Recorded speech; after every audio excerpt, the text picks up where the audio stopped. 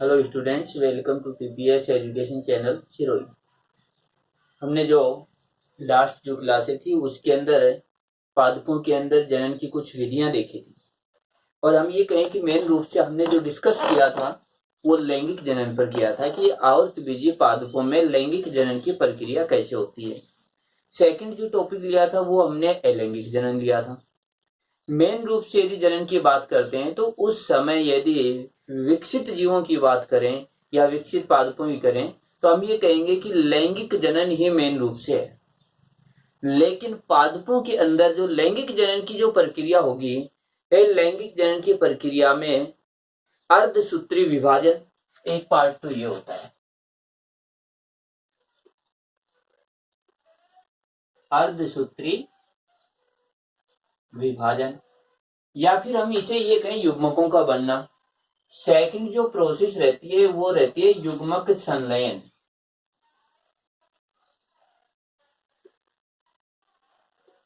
ये दो प्रक्रियाएं ऐसी हैं जो लैंगिक जनन में होती है मेन रूप से और जिनका हमने डिस्कस भी किया है।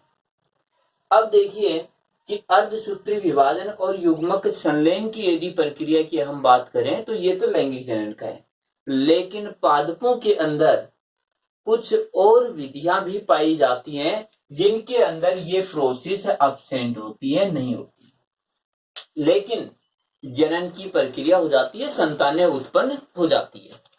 तो इनको एक अलग से टॉपिक है हमारे सिलेबस के अंदर और जिसे कहा जाता है पादप जनन की विशिष्ट विधियां।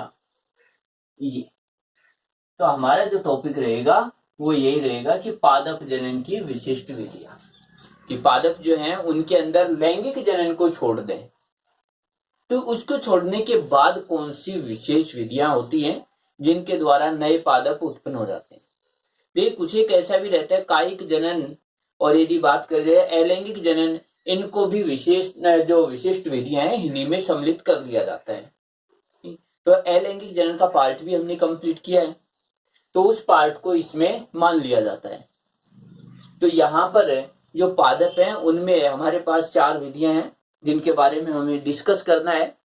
तो चारों विधियां हैं, उनको देखिए कौन कौन सी विधियां हैं।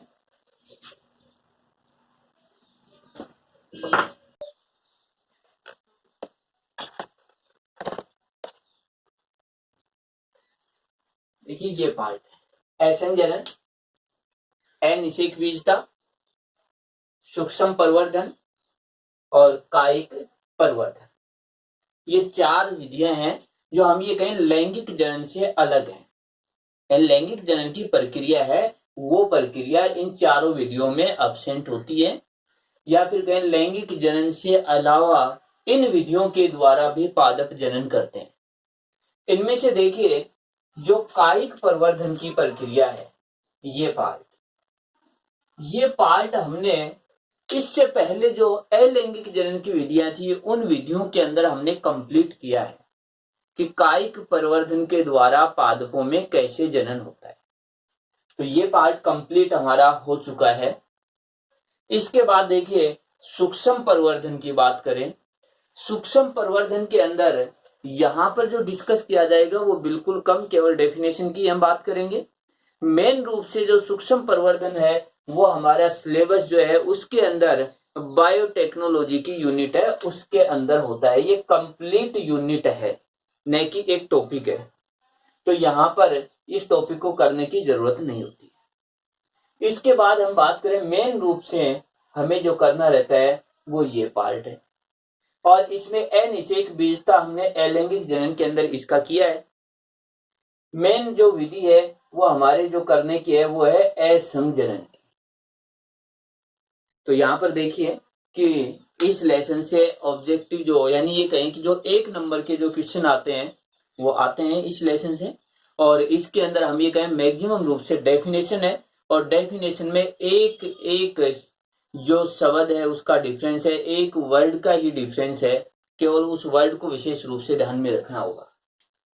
तो अब हमें अपना जो टॉपिक है ऐसन जनन है, अब इसको देखते हैं कि ऐसन जनन जो है इसकी डेफिनेशन क्या है, इसके टाइप्स क्या हैं, इसकी जो विधियां हैं उनको देखें। देखिए फर्स्ट जो पार्ट है जनन की विशिष्ट विधियां, जिसमें जो 4 विधियां हैं, 4 विधियों में जो फर्स्ट विधि है असंजनन, हम इसकी बात करेंगे कि असंजनन जो है वो क्या है। सबसे फर्स्ट में यदि हम असंजनन की डेफिनेशन की बात करें कि असंजनन क्या होता है, तो इसके अंदर देखिए कि जो हैंस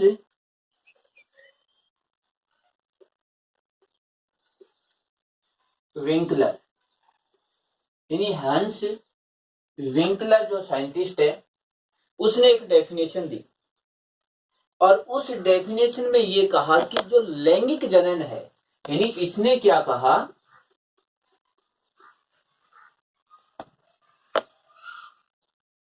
लैंगिक जनन की जो प्रक्रिया है इससे होती है संतान,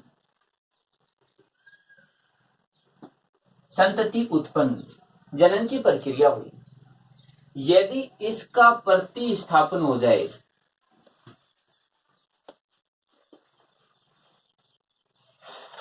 यानी इस विधि को प्रतिस्थापित कर दें, संतानें उत्पन्न हो, लेकिन इस विधि से नहीं। देखिए प्रतिस्थापन का मतलब है कि इस विधि से नहीं, लैंगिक जनन से नहीं, बल्कि किसी दूसरी विधि से। और इसका मतलब हुआ कि लैंगिक जनन का हुआ अर्धसूत्री विभाजन, अर्धसूत्री विभाजन व निषेचन, या फिर कहें युग्मक संलयन, ये मतलब हुआ। और फिर भी क्या है, संतति हो, यानी ये प्रक्रिया अनुपस्थित।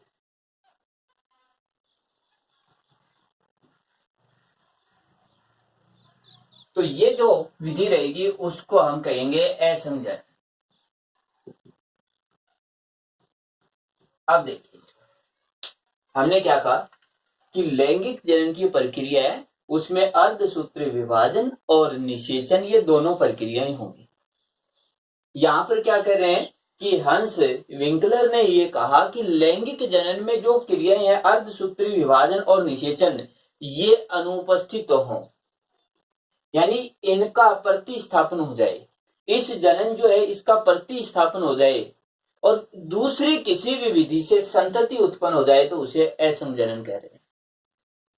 तो इसकी डेफिनेशन ये हुई हंस विंकलर के अनुसार, लैंगिक जनन का प्रतिस्थापन किसी ऐसी विधि से हो जिसमें अर्धसूत्री विभाजन और युग्मक संलयन नहीं होता हो, तो ऐसी विधि से यदि जनन हुआ तो उसे हम असंजनन कहते हैं। तो ये इसकी डेफिनेशन रहती है। देखिए इस डेफिनेशन को मैं लिख रहा हूं, लैंगिक जनन का प्रतिस्थापन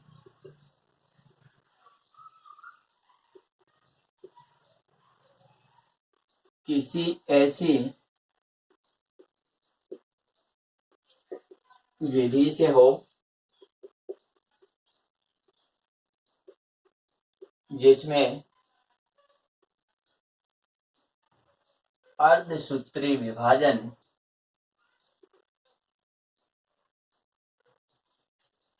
व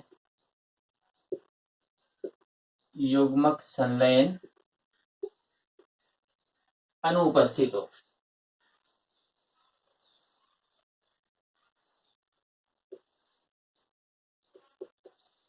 असंजनन कहलाता है, असंजनन कहलाता है। तो ये होती है इसकी डेफिनेशन। देखिए मैं इन डेफिनेशन को क्यों लिख रहा हूं, इनके अंदर जो वर्डिंग है उनकी ओर क्यों ध्यान दे रहा हूं, क्योंकि मेन रूप से इन डेफिनेशन में एक एक वर्डिंग है। यदि ये वर्डिंग गलत हो गया तो ये डेफिनेशन गलत हो जाएगी। यहाँ पर हमें ध्यान देना है कि लैंगिक जनन का प्रतिस्थापन, यानी लैंगिक जनन के स्थान पर कोई दूसरी विधि हो जिसमें अर्धसूत्री विभाजन और युग्मक संलयन अनुपस्थित हो, लेकिन जनन हो, संतान उत्पन्न होती हो, तो उसे हम कहेंगे असंजन। ये हुई इसकी डेफिनेशन। इसके बाद देखिए इसके अंदर जो कायिक परिवर्धन रहता है, अलैंगिक जनन है, उसको भी इसी में सम्मिलित कर लिया जाता है। यानी दोनों पार्ट जो कायिक परिवर्धन अलैंगिक जनन के पार्ट है उनको भी इसमें मान लेते हैं। इसके बाद यदि हम बात करें कि मेन रूप से हम ये कहेंगे कि युग्मक संलयन की प्रक्रिया नहीं होगी, ये इसका सबसे मेन पॉइंट होता है कि इस विधि के अंदर हम ये कहें युग्मक संलयन कभी नहीं, ये इसका सबसे मेन पॉइंट है। इसका अगर युग्मक संलयन नहीं होगा तो इसका सीधा अर्थ ये हुआ केवल एक प्लांट के एक पादप के लक्षण रहते हैं, तो इसके अंदर केवल एक ही पादप के लक्षण आएंगे, एक ही पादप इस प्रक्रिया में भाग लेता है।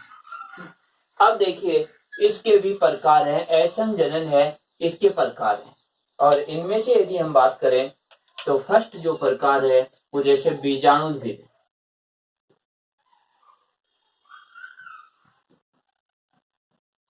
बीजाणुद्भिद असंजनन,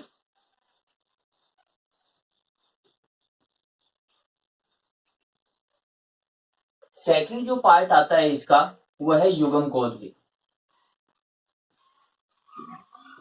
युग्मकोद्भिद असंजनन। अब यहाँ पर देखिए बीजाणुद्भिद, यहाँ पर एक विशेष ध्यान दे रहे हैं, जहां बीजाणुद्भिद शब्द आ जाए इसका मतलब 2n डिप्लॉइड अवस्था है, यदि युग्मकोद्भिद आ जाए तो इसका मतलब है वहां पर हैप्लॉइड है, अगुणित अवस्था होती है। ये दो ध्यान में रखनी है बातें कि युग्मकोद्भिद मतलब हैप्लॉइड है, अगुणित अवस्था है, n है। यदि हम बात करें बीजाणुद्भिद तो इसका मतलब 2n स्टेज। तो यहां पर सीधा अर्थ हो गया कि जनन की ऐसी विधि जिसमें अर्धसूत्री विभाजन और युग्मक संलयन अनुपस्थित हो, लेकिन बनने वाली संतान 2n अवस्था की हो, द्विगुणित अवस्था की हो, तो उसे हम बीजाणुद्भिद असंजनन कहेंगे। यहां पर देखिए बिल्कुल वही है, एक शब्द और एक्स्ट्रा रहते हैं कि जनन की ऐसी विधि जिसमें अर्धसूत्री विभाजन और युग्मक संलयन अनुपस्थित हो, लेकिन बनने वाली संतान अगुणित हो, तो उसे युग्मकोद्भिद असंजनन कहते हैं। तो डेफिनेशन बिल्कुल यही है, लेकिन यहां पर एक शब्द और जुड़ जाएगा और वो शब्द रहेगा कि जो संतान उत्पन्न होती है, यानी जो संतति है, संतति 2n उत्पन्न हो, ये हो जाएगा। यदि हम इसके स्थान पर लिखा है संतति n उत्पन्न हो तो इसको कहेंगे। तो डेफिनेशन कॉमन है, एक शब्द का डिफरेंस हुआ। तो यहां पर यह हो गया कि जनन की ऐसी विधि जिसमें अर्धसूत्री विभाजन और युग्मक संलयन अनुपस्थित हो, लेकिन जो संतान उत्पन्न होती है वह द्विगुणित अवस्था की हो, तो हम उसे बीजाणुद्भिद असंजनन कहेंगे। दूसरा पार्ट कि जनन की ऐसी विधि जिसमें अर्धसूत्री विभाजन युग्मक संलयन अनुपस्थित हो, लेकिन बनने वाली संतान अगुणित। अब यहां पर देखिए इससे पहले के लेसन में थोड़ा सा कम जाते हैं, तो देखिए हम बात करें बीजांड की, तो ये जो बीजांड की संरचना है, इस बीजांड की संरचना को देखिए, इस बीजांड की संरचना के आधार पर ये पूरा लेसन है। यहां पर हमने ये पार्ट दिखाए, ये पार्ट, ये एन, ये भी एन, ये भी एन, और इसके अंदर एन, ये सभी एन है, यानी भ्रूण कोश जो है वो अगुणित है। इसके बाद यहां पर जो भी कोशिकाएं रहती हैं, जो बीजांड काय की जो भी कोशिकाएं रहती हैं, वो सभी कोशिकाएं 2n होती है, यानी जो अध्यावरण की कोशिकाएं हैं वो भी द्विगुणित है, बीजांड काय की जो कोशिकाएं हैं वो भी द्विगुणित है। तो यहां पर यदि हम स्थिति देखेंगे तो हम ये कहेंगे कि जो द्विगुणित अवस्था की संरचनाएं हैं उनसे संतानें उत्पन्न होंगी। यहां पर जो अगुणित अवस्था की जो संतानें हैं, जो अगुणित अवस्था का जो पार्ट है, यानी ये पार्ट, इससे संतानें उत्पन्न होती है। तो इस प्रकार से ये प्रक्रियाएं रहेंगी। तो अब इसके अंदर देखिए कि किस प्रकार से है। तो यहां पर ये संरचना हमने पढ़ी है, अध्यावरण 2n होता है। ये संरचनाएं जो हमने पढ़ी है, बीजांड काय 2n होता है। तो इसके अंदर हो गया कि अध्यावरण या बीजांड काय अध्यावरण या फिर कहें बीजांडकाय। और ये दोनों ही संरचनाएं कैसी हैं, 2n ये है और 2n ही ये। तो अध्यावरण या बीजांडकाय की कोई भी द्विगुणित कोशिका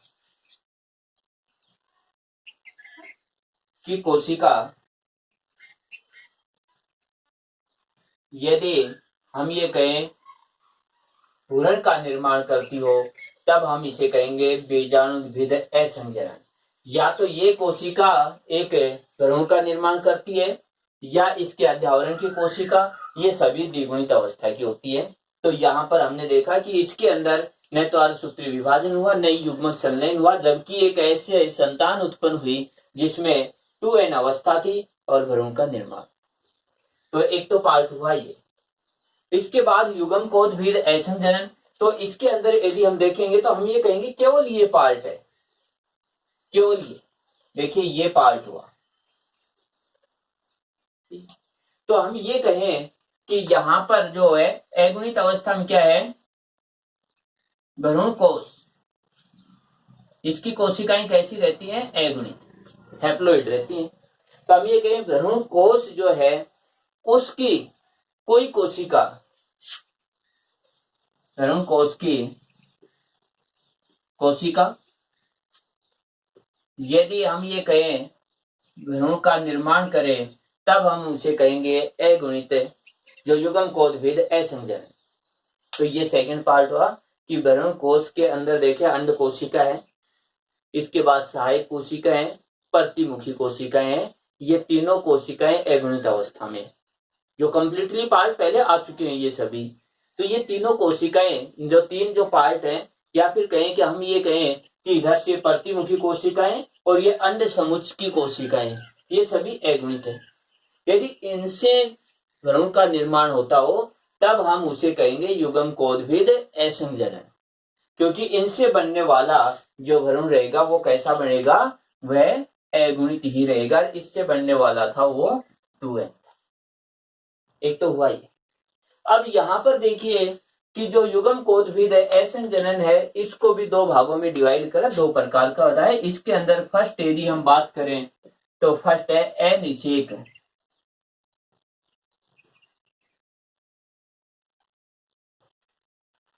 और इसके बाद जो सेकंड जो आता है वो है अनिषेक अपयुग्मन।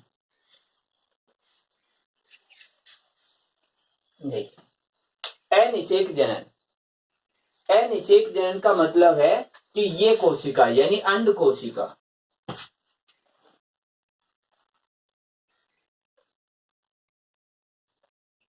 अंड कोशिका ये पार्ट। तो यहां पर हम लिखें केवल अंड कोशिका।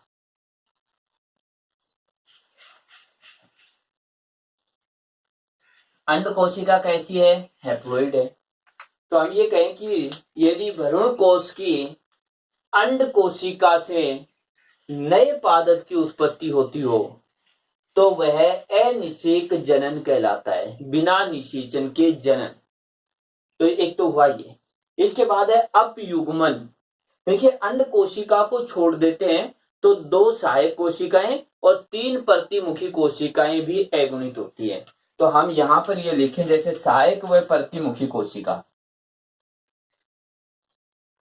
सहायक व प्रतिमुखी, ये भी n है और ये भी n है। तो हम क्या कहें, सहायक व प्रतिमुखी कोशिका से यदि संतान उत्पन्न होती हो, तब उसे हम कहेंगे जो अपयुग्मन असंजनन, यानी अपयुग्मन असंजनन की प्रक्रिया होती।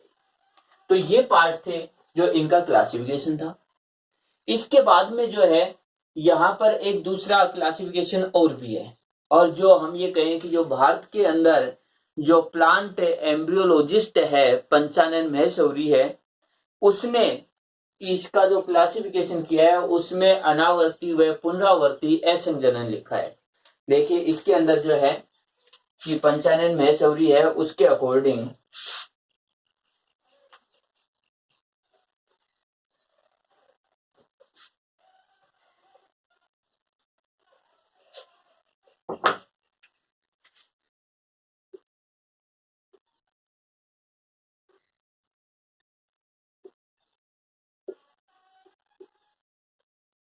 पंचानन महेश्वरी के अकॉर्डिंग यदि हम बात करें तो इसके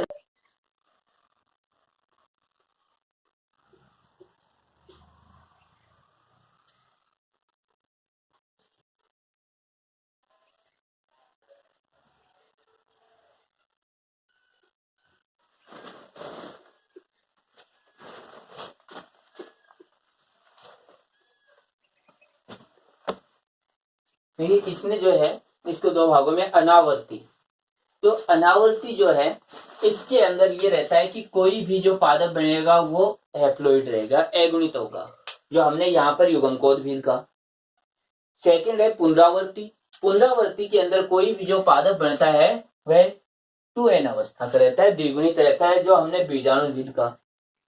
तो इस प्रकार से अनावर्ती और पुनरावर्ती दो भागों में बांटे, फिर इनके कई भाग बनाए हैं। तो हमारे सिलेबस के अंदर मेन रूप से 4 जो इसके टाइप्स हैं, यानी ऐसन जनन है उसके 4 प्रकार हैं, उनको डिवाइड किया है, जिसके अंदर ये सभी पार्ट भी आ जाएंगे। इन बीजाणुविद है, युग्मकोद भेद है, अनावर्ती, पुनरावर्ती, ये सभी पार्ट उसमें आएंगे। देखिए यहाँ पर विशेष ध्यान देना है, अनावर्ती मतलब अगुणित अवस्था में जो पादप प्राप्त होंगे उनको हम अनावर्ती की श्रेणी मिलेंगे। पुनरावर्ती जो द्विगुणित अवस्था में पादप प्राप्त होते हैं उनको हम पुनरावर्ती लेंगे। इधर भी यही बात है कि बीजाणुविद का मतलब क्या है, अध्यावरण और बीजांडकाय यानी द्विगुणित अवस्था का। यदि हम बात करें युग्मकोद भेद तो इसके अंदर अंड समुच्चय और प्रतिमुखी कोशिकाएं। यदि हम बात करेंगे कि जो अगुणित कोशिकाएं उनसे बना अगुणित पादप, तो इसको हम इस कैटेगरी में लेते हैं युग्मकोद भेद में। तो इस तरीके से अब देखिए इनको 4 भागों के अंदर डिवाइड कर रखे हैं, किस किस तरीके से है ये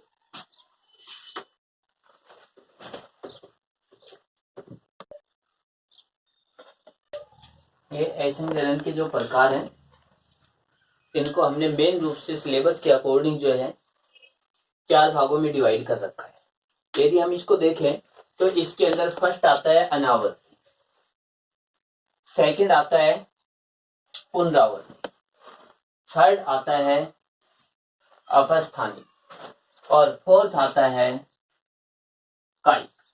ये 4 प्रकार हैं।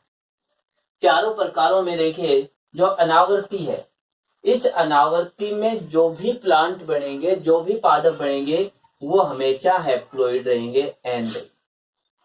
पुनरावर्ती में जो बनेंगे वो हमेशा 2n रहेंगे, अपस्थानिक में भी 2n और कायिक ऐसन जनन में भी 2n। तो हम कहें कि मेन रूप से यदि देखें अनावर्ती में जो पादप उत्पन्न होंगे वह अगुणित पादप होंगे, पुनरावर्ती में, अपस्थानिक में, कायिक ऐसन जनन में द्विगुणित अवस्था के होते हैं। अब यहाँ पर यदि हम देखें अनावर्ती ऐसन जनन, तो देखिए इनकी डेफिनेशन बिल्कुल एक दूसरे से जुड़ी हुई डेफिनेशन है, केवल एक एक वर्डिंग का अंतर। तो यहाँ पर अनावर्ती ऐसन जनन की यदि बात करें तो हम ये कहेंगे कि गुरु बीजाणु जनन की क्रिया होती है, और उसमें जैसे ही हम ये कहें कि गुरु बीजाणु जनन होगा,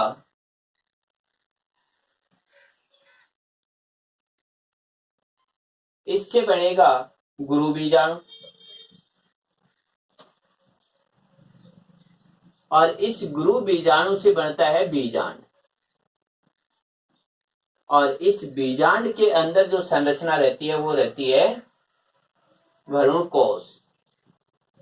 ये संरचना है और भ्रूण कोश की संरचना यहाँ पर है, जिसके अंदर जो बीजांड द्वार की ओर 3 कोशिकाएं हैं।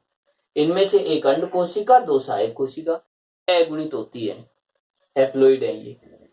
इसके बाद जो चलेजा है इधर की साइड में देखें तो इधर 3 कोशिकाएं हैं जिनको प्रतिमुखी कोशिकाएं कह रहे हैं, अगुणित है। तो यहाँ पर सीधा अर्थ ये हुआ कि यदि गुरु बीजाणु जनन की क्रिया सामान्य तौर पर होती हो जिससे कि गुरु बीजाणु बनता है, यह गुरु बीजाणु अगुणित होता है। इस अगुणित गुरु बीजाणु से जो भ्रूण कोश बनेगा इसकी कोशिकाएं भी अगुणित होंगी। तो सामान्य गुरु बीजाणु जनन की प्रक्रिया में बनने वाला गुरु बीजाणु अगुणित है, इस गुरु बीजाणु से जो भ्रूण कोश बनेगा वह भी अगुणित होता है। इस अगुणित कोशिका से यदि पादप हो या संतति उत्पन्न हो तो वह पादप भी अगुणित होगा। देखिए यहां पर युग्मक संलयन नहीं हुआ है, हमने नहीं कहा कि निषेचन हुआ, हमने ये कहा कि ये भ्रूण कोश की कोशिकाएं हैं, इन्हीं कोशिकाओं से नए पादप की उत्पत्ति हो जाती है, जबकि निषेचन नहीं होता है। यहाँ पर बिना निषेचन ही नई संतान उत्पन्न हो गई, तो इसे कहते हैं अनावर्ती असंजनन। एक तो हुआ अनावर्ती असंजनन को भी फिर दो भागों में डिवाइड किया। एक होता है अगुणित अनिषेक जनन, एक होता है अगुणित अपयुग्मन। अगुणित अनिषेक जनन का मतलब है यहां पर अंड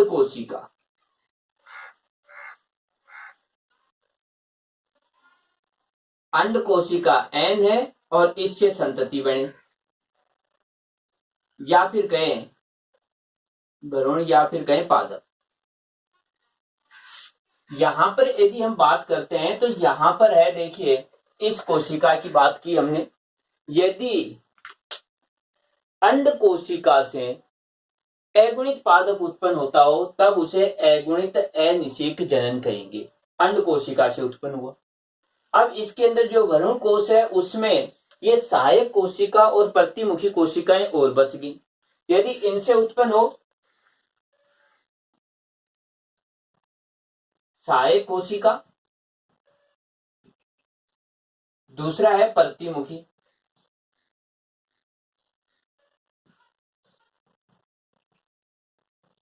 यानी इन दो से, एक तो इससे और एक इससे। यदि प्रतिमुखी कोशिका और सहायक कोशिका जो अगुणित हैं, इनसे यदि नए पादप की उत्पत्ति हो तब उसे कहते हैं अगुणित अपयुग्मन। तो ये पार्ट तो हुआ अनावर्ती का।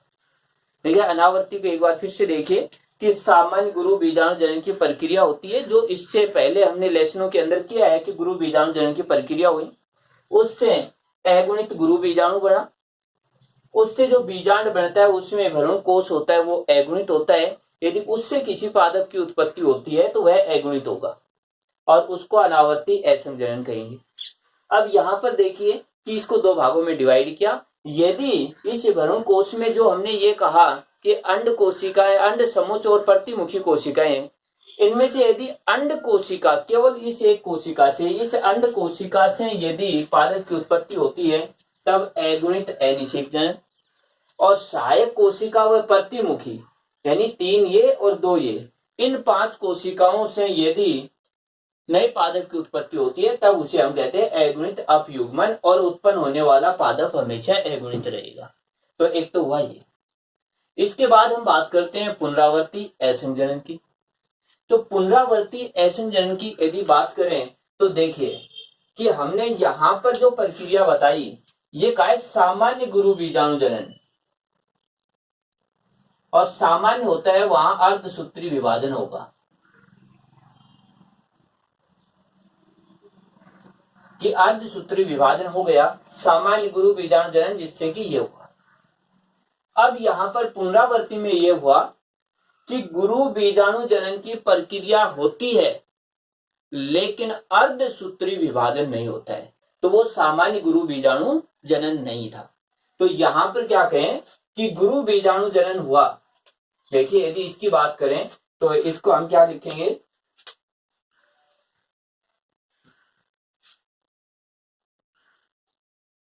गुरु बीजाणु जनन ये प्रक्रिया हुई लेकिन सामान्य नहीं है, तो इसके अंदर जो गुरु बीजाणु बना वह 2n बन जाता है, यानी अर्धसूत्री विभाजन अनुपस्थित, अर्धसूत्री विभाजन अनुपस्थित है। गुरु बीजाणु जनन की प्रक्रिया लेकिन उसमें अर्धसूत्री विभाजन नहीं हुआ, तो बनने वाला गुरु बीजाणु कैसा हुआ, द्विगुणित हुआ। और ये जो द्विगुणित गुरु बीजाणु है इससे जो बीजांड बनेगा वो कैसा रहेगा, 2n, और इससे जो भ्रूण कोश बनेगा वो कैसा रहेगा, 2n, और इससे यदि पादप बने तो उसको हम कहेंगे कि ये पुनरावर्ती असंग जनन। तो इसमें और इसमें केवल एक शब्द का ही अंतर है, और एक शब्द कौन सा है कि यदि यहां पर देखिए कि यदि सामान्य गुरु बीजाणु जनन होता है तो अगुणित भ्रूणकोश, और यदि सामान्य नहीं होता है तो जो गुरु बीजाणु द्विगुणित होता है भ्रूणकोश भी द्विगुणित होता है। यदि इस द्विगुणित भ्रूणकोश से पादप की उत्पत्ति हो तब उसे हम कहते हैं पुनरावर्ती असंग जनन। तो ये होता है पुनरावर्ती असंग जनन। अब पुनरावर्ती असंग जनन है, इसको भी दो भागों में डिवाइड किया, जनन अपबीजाणुता और इसके बाद है कायिक अपबीजाणुता। अब यहां पर देखिए जनन अपबीजाणुता और कायिक अपबीजाणुता में क्या अंतर है। जनन अपबीजाणुता का मतलब है कि जो यहां पर जो बीजांड या भ्रूणकोश बनेगा, भ्रूणकोश, इसका निर्माण हुआ, लेकिन ये किससे होता है, गुरु बीजाणु मात्र कोशिका से। यदि गुरु बीजाणु मात्र कोशिका से भ्रूणकोश बनता है और फिर उसकी द्विगुणित कोशिका से यदि पादप होता है तब उसे कहते हैं जनन अपबीजाणुता। यदि बीजांड काय या फिर कहें अध्यावरण की कोशिका से यदि भ्रूणकोश बनता है तो वह भी द्विगुणित होगा, तब उसे हम कहेंगे कायिक अपबीजाणुता। तो ये दोनों के अंदर अंतर होता है। तो यहां पर देखिए थोड़ा सा अंतर रहा कि जनन अपबीजाणुता का मतलब ये हुआ कि भ्रूणकोश का निर्माण हो रहा है, वो जो परसूतक कोशिका जो प्रारंभ में रहती है, परसूतक कोशिका या गुरु बीजाणु जो मात्र कोशिका है उसी से होता है, और इसके अंदर भ्रूणकोश 2n बनेगा, ये भी 2n है, और इससे बनेगा वो भी 2n ही रहेगा। लेकिन इसमें जो भ्रूणकोश होता है वो परसूतक कोशिका से नहीं होगा, यानी इसमें परसूतक कोशिका, इससे बनता है गुरु बीजाणु,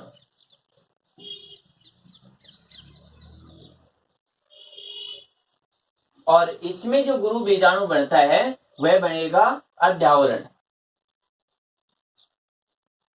या फिर बीजांड काल।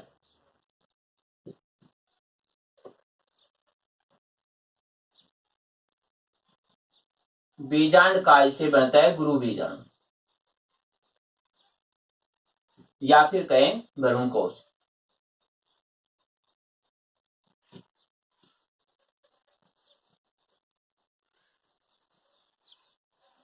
इस तरीके तो इनसे बनने वाला द्विगुणित होगा, लेकिन भ्रूणकोश किससे बना, परसूतक कोशिका से।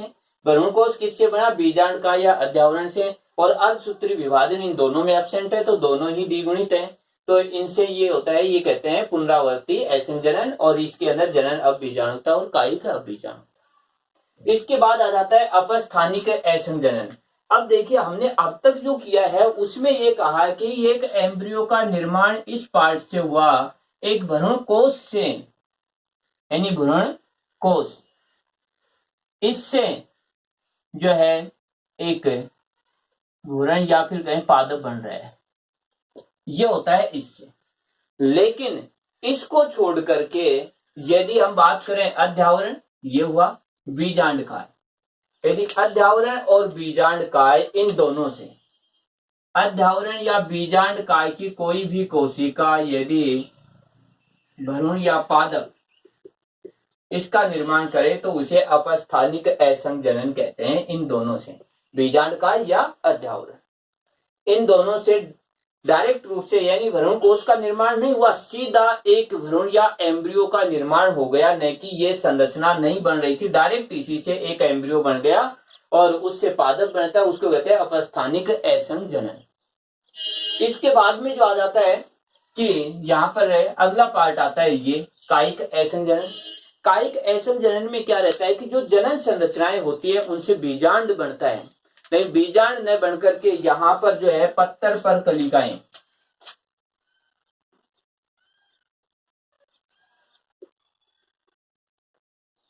यानी बुलबिल्स जो है उनका निर्माण होता है, उनसे बन जाता है पादप।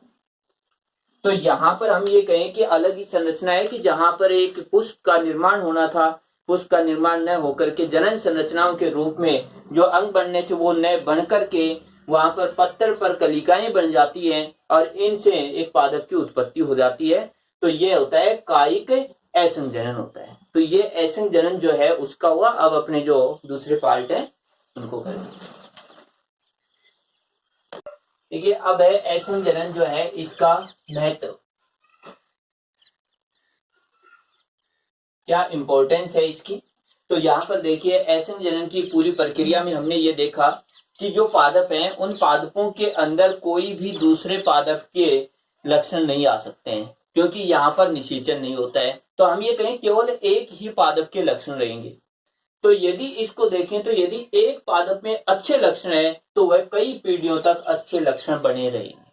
सबसे अधिक इसकी इंपॉर्टेंस तो ये हुई कि एक पादप में यदि कोई अच्छे लक्षण है तो यहाँ पर हम ये कहें जो युग्मक जो संलयन नहीं होता है, इसीलिए लक्षण जो रहते हैं वो भी एक्सचेंज नहीं होते हैं, तो कई पीढ़ियों तक अच्छे लक्षण बने रहते हैं। इसके बाद केवल एक ही जनक की जरूरत होती है, एक पादप की जरूरत होती है। इसके बाद यदि हम बात करें कि इसके अंदर जो मातृ पादप रहता है उसी के लक्षण आते हैं, मादा पादप के ही लक्षण आते हैं, नर पादप के कोई लक्षण नहीं आ रहे हैं इसके अंदर, क्योंकि पूरे जो नए पादप की उत्पत्ति है वो इसी संरचना से है जो मादा जनन संरचनाएं है। तो मादा पादप के ही लक्षण आएंगे। इसके बाद में देखें कि यहाँ पर देखिए कि अनेक प्रकार यानी नर युग्मक न होते हुए भी संतानें उत्पन्न होती है, संतानें भी अधिक संख्या में उत्पन्न हो जाती है। तो इस प्रकार से हम ये कहें ये इसकी इंपॉर्टेंस है कि अच्छे लक्षण लगातार कई पीढ़ियों तक बने हुए रहते हैं।